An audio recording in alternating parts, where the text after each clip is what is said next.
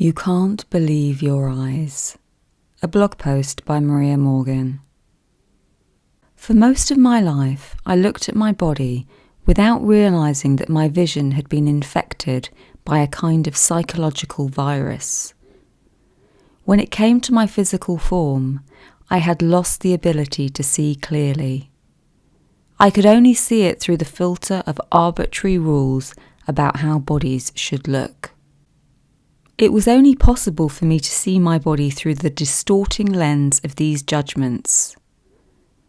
By unconsciously taking on beliefs about how bodies should look from the world around me, I had unwittingly subjugated my eyesight to a poisonous and hateful ideology.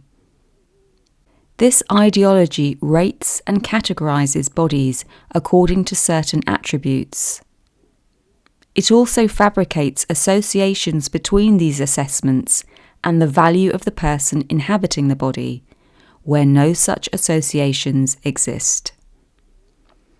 If you feel upset about the way any part of your body looks, your sight has been contaminated by this ideology. You may think you are an independent thinker, but in this area you are not. Your mind has been hijacked and your eyesight is compromised. It all happens so fast. You look at your body, compare it to a societal ideal, and have an emotional experience which reflects the perceived rating. It's all over in the blink of an eye. We're simply not aware of the dense layer of thought that is behind the feelings. We just feel disgusted or despondent, or if the comparison is favourable, relieved or even excited. And the filter doesn't magically disappear when we look at other people either. We might not experience the same intensity of emotional reaction when we look at other bodies, but that's simply because we don't consider our own well-being to be threatened if someone else's body doesn't measure up. We may pity or envy them though, depending on where we envisage they sit on the appearance hierarchy. And if they are someone we care about, we may fear for them and worry about their ability to be happy and successful given their apparent aesthetic deficits. Viewing the entire human race through a toxic lens severely impairs our judgment, saps our energy, and gets in the way of healthy, productive functioning. And it also serves to reinforce the same distortions in the vision of the people we come into contact with. So, what to do? How do we reclaim our sight? I think the first step must surely be in recognizing just how brainwashed we are. We can't believe our own eyes. Think about that for a moment. When it comes to your body, your vision is no longer reliable. If you want to see your body clearly for what it actually is, a unique and miraculous home for your soul, an essential vehicle through which you experience life, you have to recognize that your eyesight has been contaminated by unhealthy thoughts. And if you accept the premise that you can't believe your eyes, the second step must surely be in finding something more reliable to invest your trust in. This is where our feelings come in. They can guide us in the direction of healing. When we feel hopeful, peaceful, secure, tender, loving, relaxed, and free, we can trust our thoughts and believe our eyes.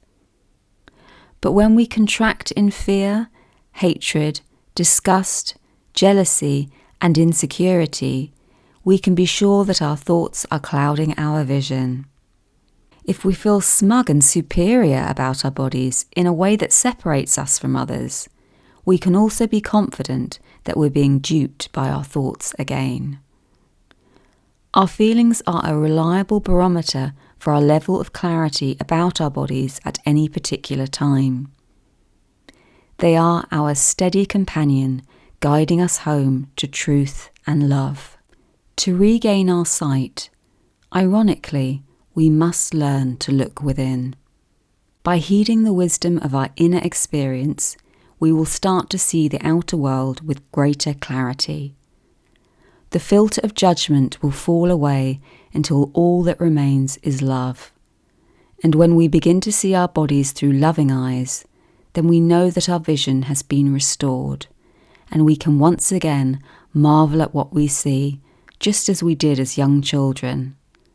And what a joy that is. Conclusion. Most of us mistakenly think we are seeing an objective reality when we look at our bodies. But if we hate what we see, our vision is clouded by an invisible filter of judgment.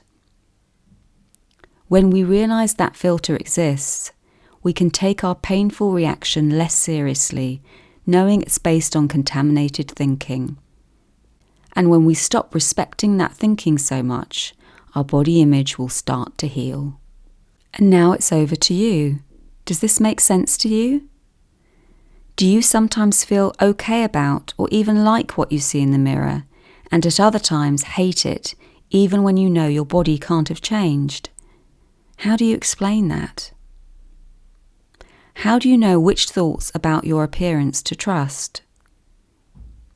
What prompts you to spend so much time focusing on painful thoughts about your appearance? Does it ever serve anyone to judge their appearance harshly? What are the benefits, if any, of giving a lot of attention to negative thoughts about the way your body looks? Imagine there were no beauty standards.